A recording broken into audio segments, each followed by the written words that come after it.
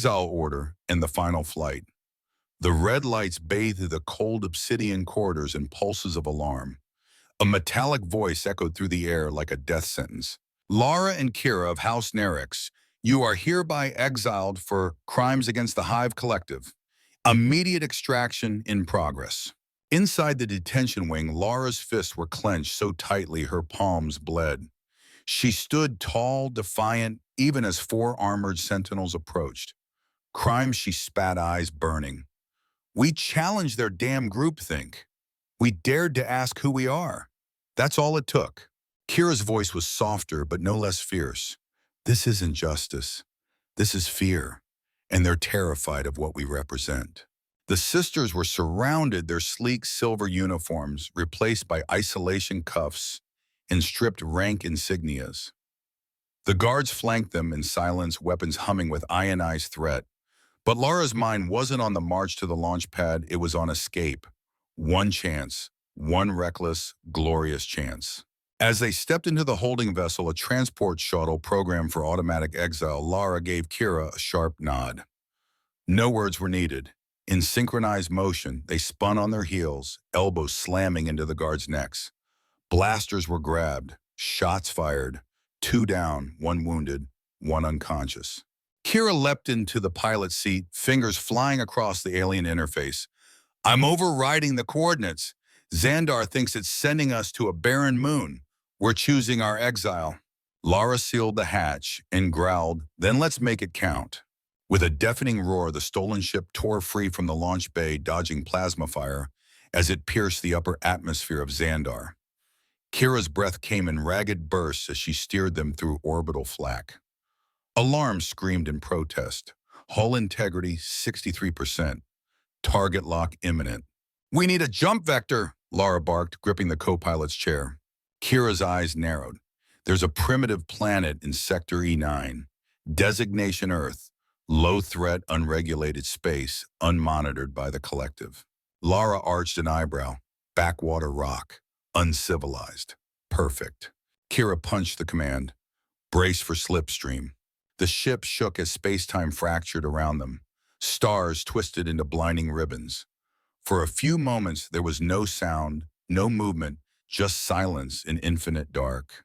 Then the stars reappeared, and in their center, a swirling blue world, raw and unfiltered. Earth. The sisters exhaled not with relief, but with grim determination. They hadn't escaped exile. They'd seized it. As the vessel entered Earth's gravity well, friction flames licked at the hull, setting the sky ablaze behind them. Kira's jaw clenched. This world has no idea what's coming. Lara smirked. Neither do we, but whatever it is, we'll burn through it just like always. Far behind them, Xandar's council watched in silence. Their greatest heretics had escaped the noose. But not for long. The Hive had no tolerance for disobedience. And the sisters had just declared war. We on Inferno arrival and first contact. The Earth's upper atmosphere welcomed them like a beast bearing its fangs. The shuttle screamed as it broke through layers of clouds, fire trailing behind in a blistering tail. Alarms buzzed, shields strained, the inertial dampeners whined under pressure. Inside, Lara clutched the edge of her seat, every muscle tensed.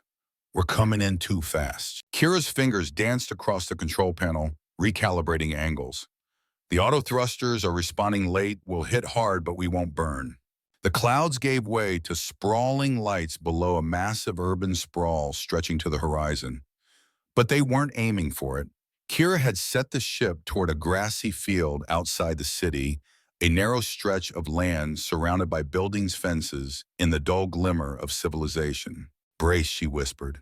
With a thunderous crash, the ship slammed into the ground, tearing through soil and turf like a blade through silk. Metal groaned. Sparks exploded from the hull. The shuttle skidded to a halt after carving a scar in the landscape nearly 300 meters long. For a moment, silence. Then a hiss of steam. The hull hissed and clicked. As it cooled, the heat shields blackened and warped. Inside, Lara and Kira released their harnesses and stood bruised but upright. The hatch creaked open, releasing a wave of hot air into the cool evening. A low hum filled the air. Human vehicles approaching, flashing lights, sirens. civilians in the distance pointing, gasping, shouting. Lara stepped forward first, the late afternoon sun gleaming off her silver bodysuit. She walked tall, unflinching. Behind her, Kira emerged more cautious, her eyes scanning every movement. They were met with a sea of open mouths and raised devices, smartphones, cameras, humanity's eyes wide with fear, awe, and confusion. They're barely out of the Stone Age, Lara muttered. They don't even shield their data. Look at them recording us instead of securing the perimeter. Stay calm, Kira murmured. This is their world, not ours. We need them to accept us, even if we can't accept them. A line of armored soldiers pushed through the crowd, surrounding a tall man in a tailored black uniform. His face was weathered, eyes sharp. He stopped 10 feet from them, gaze unreadable. I'm General Marcus Briggs of the United Earth Government, he announced. Identify yourselves. Lara scoffed. And if we don't? Kira stepped forward, voice soft but clear. I am Kira.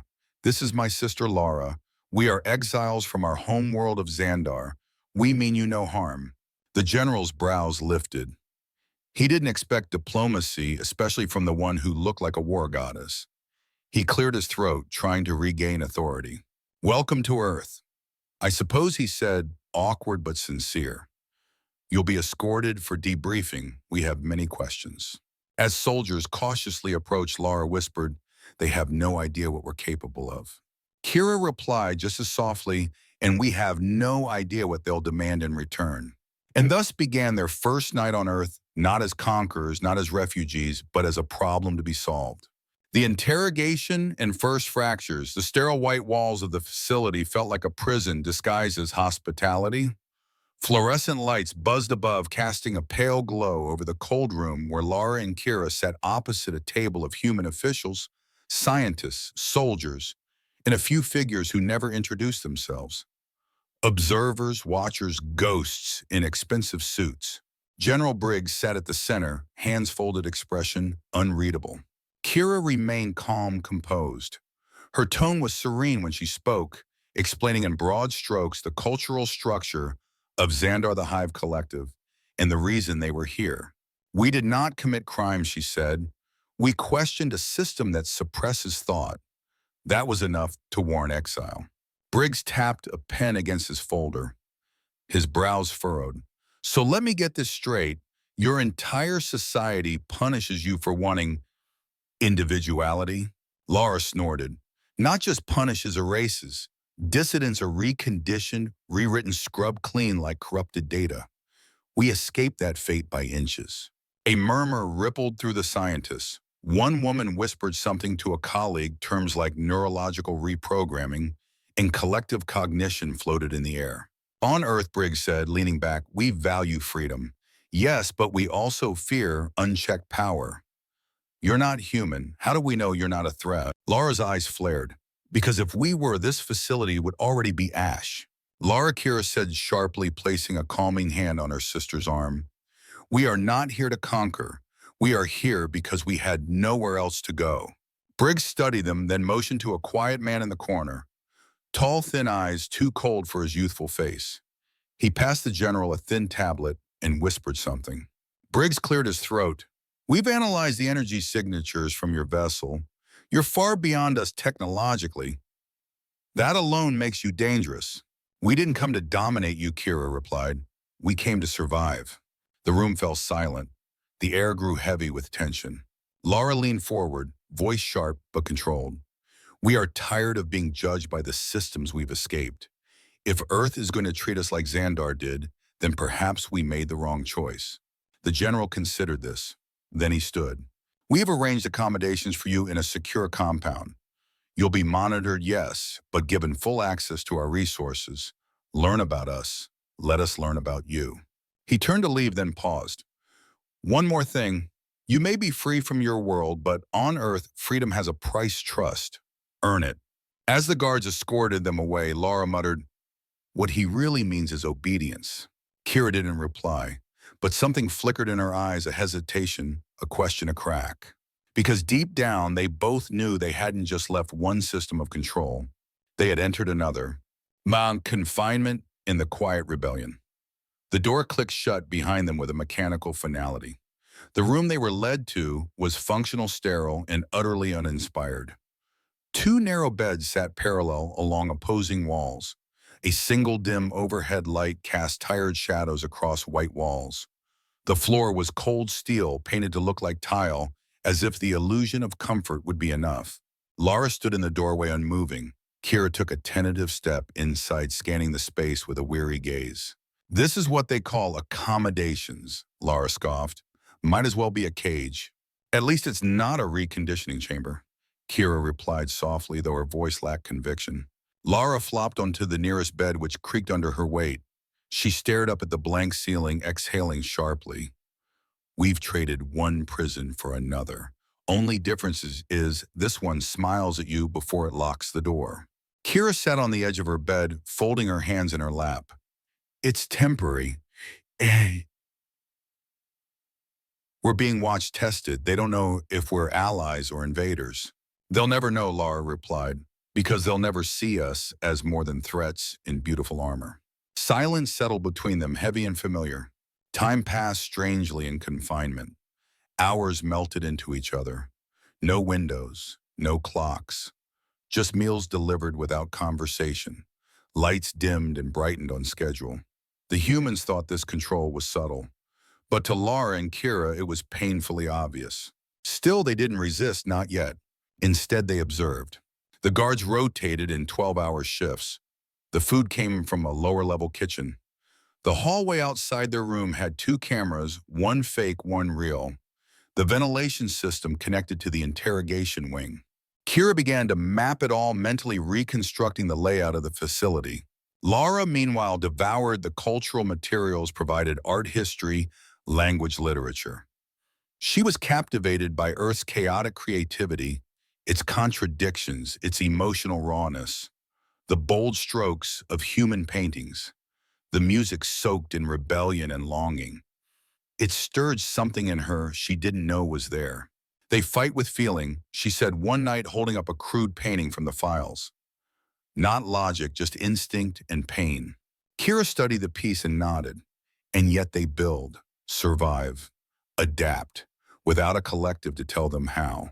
They choose, Lara whispered, even when it destroys them. That truth lingered in the air, heavy and intoxicating. Later that evening, Lara stood by the door listening. Footsteps echoed beyond, but no voices. She turned to her sister. I don't trust them. I know. They're hiding something. I know that too. Kira looked up. Her eyes were tired but steady. But we need them, at least for now. Lara didn't respond. Instead, she stared at the steel wall, jaw tight. They had survived worse. But this time, survival wasn't enough. Something inside them was beginning to shift. Not just resistance, but rebellion. And it would start quietly, with observation, with patience, and eventually with fire, the marketplace of mortals and the spark of wonder. Guards didn't stop them from exploring the outer compound. As part of their cultural integration protocol, Lara and Kira were granted supervised outings, escorted, observed, analyzed. But to the sisters, even a sliver of autonomy felt like a breath of open sky. Their destination that day was a local marketplace, loud, unfiltered, and bursting with life. Tents and stalls lined the sidewalks, colors clashing without rhythm, smells wafting through the air in unpredictable waves. It was chaos incarnate. Lara winced as a child bumped into her sticky fingers brushing her suit. This is barbaric, she muttered. It's beautiful, Kira countered, eyes wide with wonder. They have no order, and yet everything flows. Vendors shouted in overlapping voices. An old woman tried to sell fruit by throwing samples at them. A man with gold-painted sunglasses claimed to read their futures. Another attempted to barter a necklace for Kira's boots. They moved deeper into the chaos, drawn not by logic but something else, something warm and wordless. Then Lara stopped. A small stall caught her eye, handcrafted jewelry arranged not by symmetry but by sentiment. Worn wooden boxes held delicate chains, rings carved from metal bracelets twisted into vines and stars. They weren't perfect. They were flawed, and somehow they felt alive. Look at this, she whispered, picking up a thin silver bracelet with intricate etchings. It doesn't even match itself. That's what makes it beautiful, said a voice behind the stall. The vendor was an old man, his skin tanned and wrinkled like parchment, but his eyes sparkled like starlight. He smiled at them with the ease of someone who didn't fear anything, not even aliens. "You have good taste," he said. "That one was made after my wife passed. Took me 3 years to get the design right. Had to learn to see beauty in imperfection."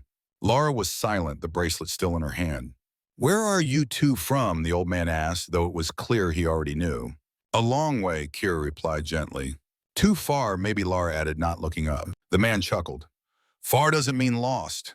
You came here for a reason, you just haven't found it yet." "What reason could there be?" Laura challenged. "We were exiled, abandoned." He nodded slowly. "Or guided." Kira tilted her head. "Guided to what?" The man leaned forward, voice soft. "Love, my dear. The kind that makes chaos worth it." Both sisters fell silent. "We have each other?" Kira offered, almost defensively. "Yes," the man said kindly. "And perhaps soon something more, if you let it." Laura put the bracelet down carefully, her expression unreadable. "We don't believe in destiny." "You will," the man replied, eyes twinkling. "One way or another." They left the stall with no purchases, but their minds full. The scent of spices clung to their skin. So did his words. That night, neither could sleep, because for the first time they wondered, what if they had come to Earth not to survive, but to feel? The watchers in the shadows. They thought no one noticed them. But from the perimeter towers, from the angled hallway cameras, from the dark corners of the facility, where soldiers pretended not to feel, two men watched. Sergeant Jake Smith and Corporal Alex Donovan were part of the elite security detail assigned to monitor the Xandarian anomalies, as the higher-ups like to call them.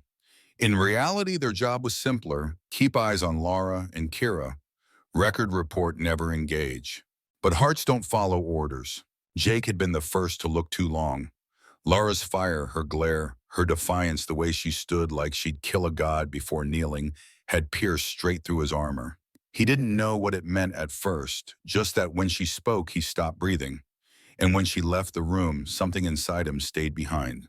Alex was quieter. He studied Kira from afar through grainy camera feeds and observation logs. It started with curiosity, the way she moved, so deliberate, so calm. The way she tilted her head when analyzing a piece of Earth's technology, not with arrogance, but wonder. She spoke softly, but every word felt earned. One night, Alex had replayed a clip of her explaining gravity to a military physicist and smiled like an idiot for 20 minutes. They didn't talk about it, not until the marketplace footage came in. "Did you see the way she held that bracelet?" Jake asked, nodding toward the monitor. "She wanted it," Alex said. Jake smirked. "You're not supposed to know what an alien wants." Alex didn't look away. "Maybe I'm not supposed to, but I do." Later that week, the unthinkable happened. An argument. It wasn't on the logs. The hallway mic only caught muffled voices. Screaming. Then a crash. Jake and Alex were the closest to the sisters' quarters, and protocol demanded intervention. Jake didn't hesitate. "We're going in." Alex followed, heart in his throat. They burst through the door, guns drawn ready for an intruder, a malfunction, a threat. Instead, they found two women in pieces. Laura stood near the wall, fists clenched, breathing hard. Kira sat on the bed, eyes glassy, shoulders shaking. Between them, shattered glass, a fallen tray of untouched food, and the suffocating weight of words that couldn't be unsaid. "What the hell is going on?" Jake barked. "None of your concern," Laura snapped without looking at him. But Kira raised her head and her voice. "No, Laura, we need help." Jake and Alex froze. "You don't understand what it's like," Kira said, voice trembling. "To lose everything, to pretend we're fine when we're not. We can't keep doing this alone." The sisters looked at them, not as guards, not as soldiers, but as something else. People. Jake holstered his sidearm. Alex nodded. "We're here," Jake said, "if you'll let us." And in that moment, lines blurred. Duty faltered. And something dangerous, undeniable, and utterly human began to grow in the space between them. The confession between worlds. They didn't tell anyone about that night. No one reported the breach of protocol. No disciplinary forms were filed. What began as an emergency intervention became something else, something sacred, a secret pact sealed in silence. After that night, everything changed. Lara and Kira no longer saw Jake and Alex as guards, and Jake and Alex could no longer pretend they weren't drawn to the sisters in ways that transcended duty. The four of them began meeting in quiet corners of the facility away from surveillance. At first, it was to talk, to decompress, to pretend they weren't being watched. But those conversations became longer, deeper, personal. Jake sat cross-legged on the floor of the observation room, boots off, posture loose. Lara stood near the window, staring at the stars. "Do you miss it?" he asked softly. "You're home." She didn't answer for a long time. Then, "No, I miss what it could have been." Jake nodded slowly. "I know that feeling." Across the facility, Alex and Kira were locked in conversation of a different kind. They sat in the lab, dim lights humming overhead, surrounded by Earth's crude machines. "I've never seen someone talk to a motherboard like it's a person," Alex joked. Kira smiled. "Sometimes I think they understand more than people do." Alex watched her for a long moment. "I think you understand more than you let on." She turned toward him. "You shouldn't say things like that." "Why not?" "Because I might believe you." The air between them thickened, unspoken truths pressing at the edges of their restraint. And restraint was the only thing keeping them from falling. Back in the observation room, Laura finally spoke. "We're not like you. We were bred to serve the hive. We were told emotions are weakness." And yet Jake said, stepping closer, "You feel everything more than anyone I've ever met." Laura didn't move away when he reached for her hand. "We shouldn't be doing this," she whispered. "But we are," he said, "and it doesn't feel wrong." That night, none of them slept. For Laura and Jake, it was the way their hands fit without effort. For Kira and Alex, it was the way their thoughts aligned like notes in a song neither of them had written, but both knew by heart. They didn't kiss, not yet, but hearts touched long before lips ever could. The next day, Kira found a folded note in her secured tablet, a crude pencil sketch of a bracelet with stars on its chain. No signature, but she knew. Laura found a patch sewn into her pillow, a burning comet stitched into black fabric. Jake's quiet offering. These weren't declarations. They were admissions. And admissions in a world that feared truth were more dangerous than war. The sisters didn't tell each other what was happening. They didn't have to. Because sometimes the only proof you need is the fact that you're terrified to speak it out loud. The fire beneath the surface. Days turned into weeks, and with each secret glance, each stolen moment, the invisible threads between them tightened. Laura, who once spat at weakness, now waited for Jake's shadow in the corridor. She wouldn't admit it, not out loud, but when she heard his voice over the intercom, her heartbeat betrayed her. He was bold, direct, infuriating, but he listened. He didn't just tolerate her fire, he welcomed it. And Jake, he had faced war zones, stared down warlords, but nothing unnerved him like the curve of Laura's smile when she let her guard slip. When she laughed, it was as if a storm had softened. Still something lingered under their banter fear, not of each other, but of what would happen if someone found out. Across the facility, Kira and Alex had become a quiet rhythm. They met during tech maintenance ostensibly to share data, but their conversations became constellations, bits of memory, fragments of philosophy, raw and unfiltered. "I think about stars a lot," Kira confessed one night, fingers tracing the schematic of an Earth satellite. "Not just where they are, but where they used to be. Light takes time to reach us. What we see isn't what is, it's what was." Alex leaned in, his voice barely above a whisper. "Maybe that's why it's okay to miss something that's gone, because part of it's still reaching you." Their hands touched just briefly, enough to send a signal their minds couldn't process. But while affection bloomed in shadows, doubt festered in silence. Laura stood alone on the roof late one night, wind snapping against her bodysuit. Jake found her there, as he always did. "You keep doing this," he said softly, "running from something before it even starts." She didn't turn around. "You don't understand what's at stake." "Then explain it to me." She hesitated. "If Xandar finds out, if they see what we're feeling, they'll send hunters. They'll erase everything. Not just us, everything we've touched." Jake stabbed beside her. "So what?" "We live in fear. Let them win without firing a shot." She looked at him, then truly looked. "You'd risk your life for this." "No," he said, smiling. "For you." That broke her. She kissed him, Not gentle, not hesitant, but like she was daring the universe to stop her. In another wing, Kira pulled away from a shared joke with Alex, her smile fading. "What happens when they make us choose?" she asked. Alex didn't pretend not to understand. "We already did." He reached for her, and this time she didn't resist. They were no longer just visitors. They had roots now, delicate, dangerous, and real. And just beneath the surface, something stirred. Not from Earth, not from love, but from the cold silence of space, a beacon had been triggered. And far away on a world of silver skies and thoughtless unity, the hive awoke. The heretics had not been extinguished. They had begun to bloom. The coming storm, they came without warning. No declaration, no diplomacy, just a silent signal from deep space intercepted by Earth's satellites, a pattern of pulses so precise it couldn't be natural. Military analysts scrambled, unsure if it was a code or a threat. Kira decoded it in under 3 minutes.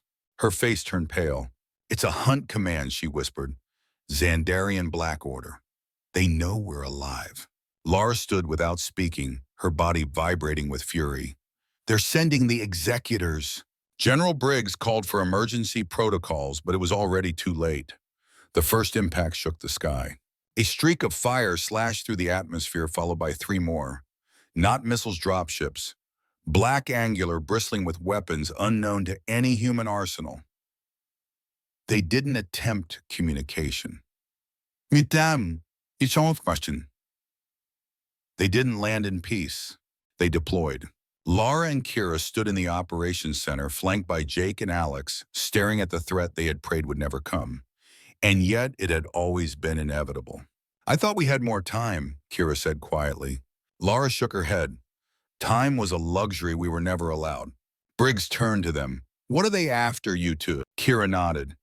"Yes, but if they see what we've built here, if they feel it, they'll deem your entire species compromised." Jake clenched his jaw. "Then we fight." Alex added, "We'll get you to safety." "No," Lara snapped. "We're not running. We ran from them once. Never again." Kira placed her hand on Alex's chest. "We have to stand, not just for us, but for the right to feel, to choose to love." The plan formed quickly. Defensive perimeters, evacuation routes. Human soldiers lined up with primitive weapons, uncertain but unflinching. And in the center, the 2 Xandarian exiles, no longer fugitives but warriors with everything to lose.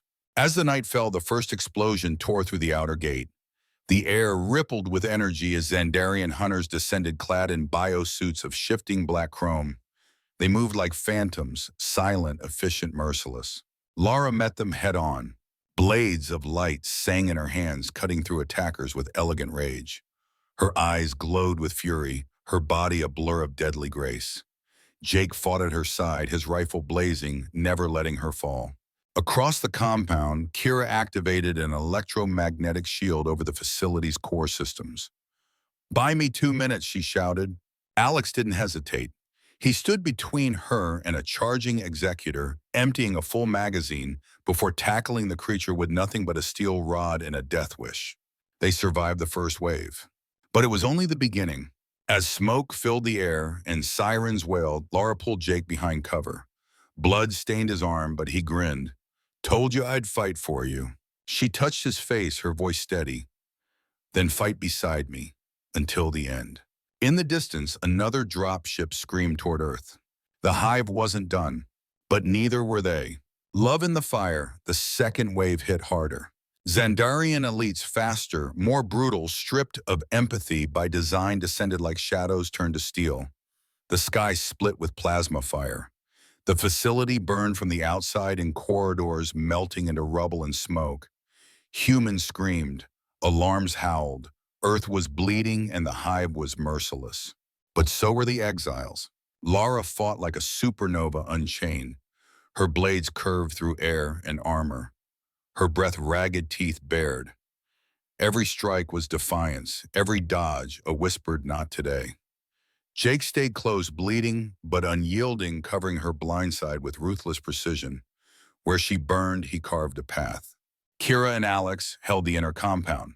The shield system was failing. Xandarian disruptors pounded it relentlessly. Kira stood on a raised platform, guiding surges of kinetic energy through a neural interface never meant for human hands. She winced with every pulse. Alex fought below rifle and hand fists when needed. He moved like he had something to protect. And he did. From across the fire, Kira saw him falter. A burst from an enemy cannon tore through the air. She screamed his name. Alex turned too late. The explosion hurled him backward. He crashed into the wall, blood trailing across the floor. Kira jumped down, landing beside him. "No, no, no, Alex," she sobbed, hands glowing as she pressed them to his wound. "Stay with me." He coughed but smiled. "You're incredible, you know that." "Shut up and breathe," she cried. Nearby, Lara and Jake were forced into retreat, surrounded. "We're running out of options," Jake growled. Lara stared at the sky eyes aflame. "Then we make our last stand count." Kira stood cradling Alex's still conscious body. Her energy flared, surging out in a sphere of blinding light. "For Earth," she whispered. "For choice," Lara answered. And together the sisters unleashed everything. Their suits fractured. Their veins glowed with the dormant power of Xandarian Prime, a force meant to be silenced forever. But this was no longer exile. This was evolution. Their enemies froze as the wave hit them. Minds overwhelmed, hive-links shattered. The black-armored elites screamed, clutched their heads, and dropped one by one. Across the burning compound, human soldiers stood in awe. The battle ended in silence. Not victory, silence. Jake stumbled to Lara, pulling her close, his forehead against hers. "You did it." "No," she whispered. "We did." Kira knelt beside Alex, who was bruised but alive. He reached for her hand, and she held it like it was the only thing left of the universe that made sense. Above them, the final ship fled. The hive had been broken, not with weapons, but with something far more dangerous: connection. And in that wreckage amidst fire and dust, Earth stood not just as a sanctuary, but as a symbol. Because when love is forbidden, it becomes a revolution. And this revolution had just begun.